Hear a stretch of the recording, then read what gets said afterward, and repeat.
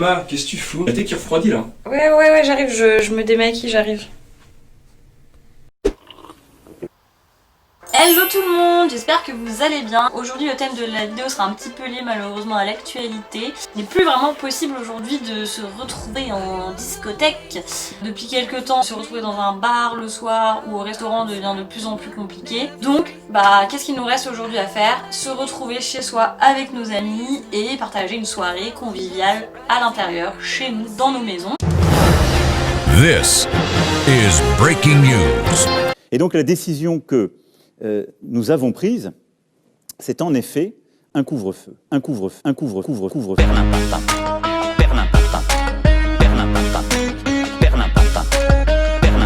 C'est pourquoi aujourd'hui je vais vous présenter mon top 5 des jeux qui mettent l'ambiance en soirée ou en tout cas qui sont bien à faire en soirée avec ses amis. Jeu numéro 1 de ma présentation, le Mine2. Il ressemble un tout petit peu au Time's Up, jeu que je ne vous présenterai pas puisque je sais que tout le monde le connaît, mais on est un peu sur le même principe de mime comme son nom l'indique. Donc là en l'occurrence j'ai une édition Disney spéciale. Mais sachez qu'il existe en version classique avec par exemple des personnages complètement autres que Disney, des métiers, etc. Donc, comment le jeu fonctionne? Vous avez simplement 3 choses dans la boîte. Vous avez des cartes, 2 dés et un sablier. Vous avez des cartes je suis, donc un personnage en particulier, et des cartes qui. Donc je suis qui fait quelque chose. Je montre un exemple très concret. Je suis Buzz l'éclair qui fait de la moto par exemple. Sur chaque carte vous avez un personnage qui fait quelque chose et vous devez faire deviner le plus possible à votre équipe, donc le plus possible d'association d'un personnage avec une action. Pour déterminer quel personnage de la carte vous faites et quelle action de la carte vous faites, vous avez tout simplement 2 dés avec des petits symboles qui sont présents sur les cartes. À ce tour, ce sera l'étoile avec le rond.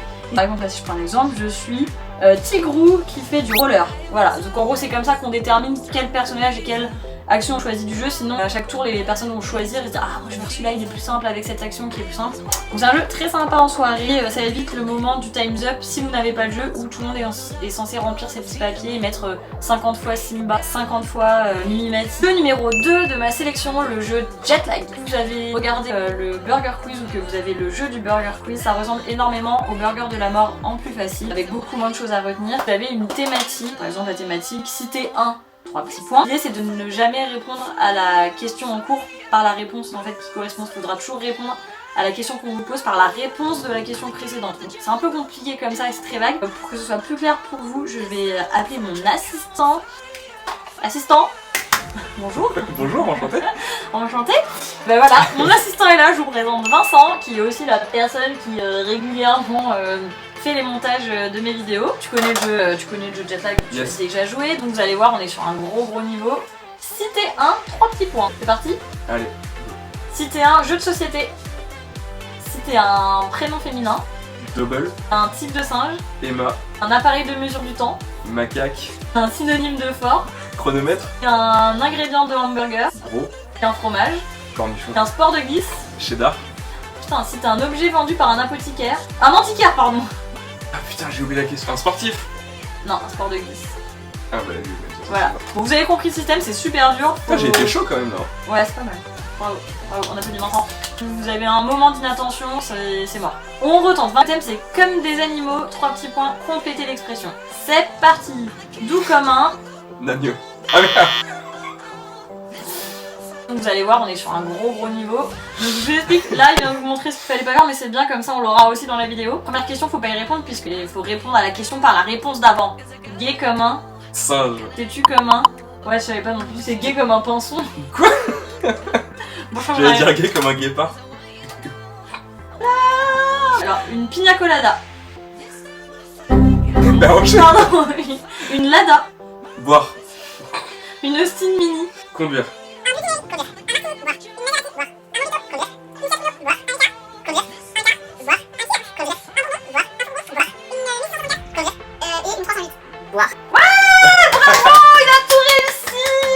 Vincent de ta participation. Avec à plaisir. bientôt Vincent. Au revoir. Jeu numéro 3, et vous le connaissez sûrement tous, le blanc manger coco, existe en plusieurs versions il me semble.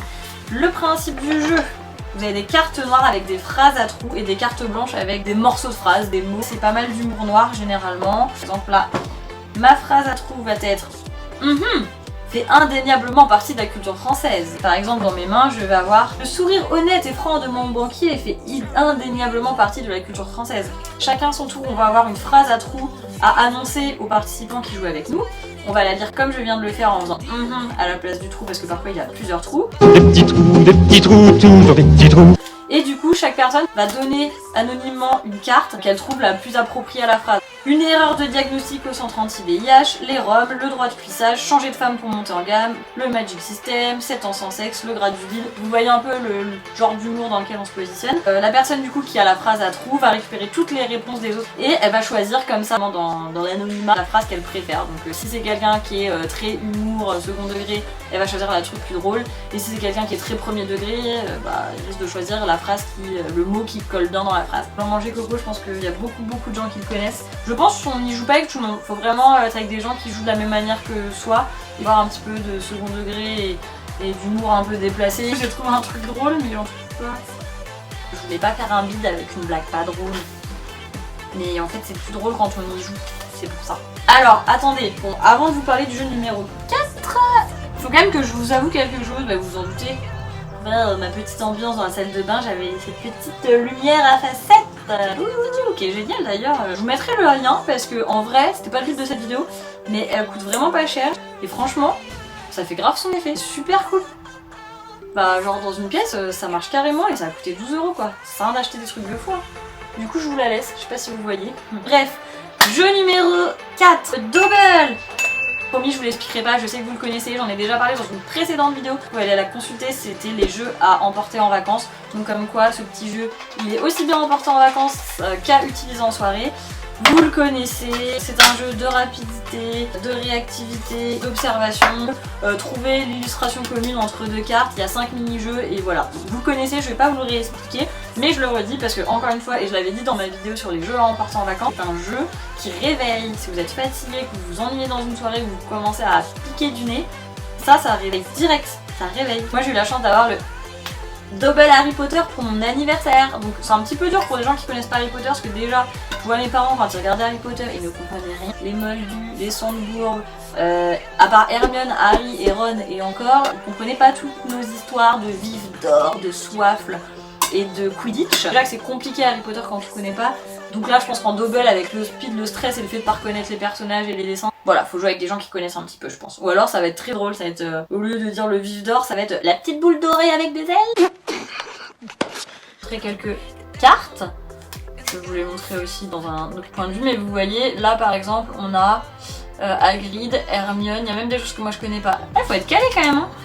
Hermione, Ron, je vois qu'il y a des dragons, je sais pas qui est qui, désolé aux fans d'Harry Potter. Et pour finir cette vidéo, le 5e jeu indispensable en soirée, ou qui va en tout cas animer vos soirées, c'est le jeu du loup-garou. Il n'y a pas besoin de la boîte, du boîtier pour jouer. La seule différence que vous avez quand vous avez le jeu en main, c'est que les cartes sont déjà faites avec tous les personnages. Au lieu d'écrire les petits papiers et de les donner aux gens discrètement, on a des cartes toutes faites. Il y a des personnes en rond qui ont chacun un rôle, qui sont soit des loups-garous, soit des villageois, soit des personnages avec des pouvoirs spécifiques. En fait, c'est soit les villageois, soit les loups-garous qui gagnent. Les loups-garous doivent tuer les villageois sans se faire repérer et les villageois doivent trouver qui sont les loups-garous pendant la partie. Ça fonctionne très simplement avec un système de ouverture et fermeture des yeux. Donc le narrateur va dire par exemple le village s'endort, tout le monde ferme les yeux.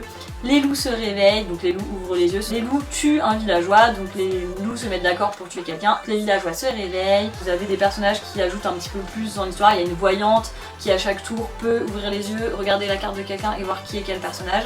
À la fin, tout le village se réveille. Normalement, personne ne sait qui est qui. Les participants de jeu doivent éliminer quelqu'un et se mettre d'accord. Donc les loups-garous essayent de se défendre, de pas montrer qu'ils sont loups-garous. Les villageois échangent entre eux. En fait, tout le monde échange et tout le monde s'embrouille et essaye de brouiller les pistes. Et à chaque tour, quelqu'un est éliminé par l'ensemble du groupe via des votes à main levée, tout simplement. Et à la fin, les résistants, si les loups-garous ont tué tous les villageois, ils ont gagné. Et si les 2 loups-garous sont morts, les villageois sont tous ensemble et ont gagné. Voilà, je vous aurais présenté mon top 5 des jeux à réaliser en soirée. J'espère qu'on sera pas amené à être à nouveau confiné. Et en tout cas, je sais qu'on va être amené à passer plus de temps sans doute chez nous. Un couvre-feu.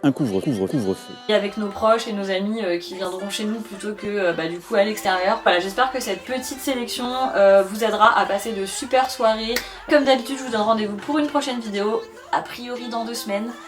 a priori sur la thématique d'Halloween si tout va bien, donc soyez au rendez-vous parce que là, cette fois-ci, la vidéo sera très spéciale. Je ne serai pas dans mon appartement, je ne serai pas seule. En tout cas, j'espère que je serai au moins que avec les gens qui m'accompagnent et pas d'autres éléments extérieurs. Enfin, vous le verrez, c'est pour Halloween. J'espère que vous serez au rendez-vous et je vous dis à très vite.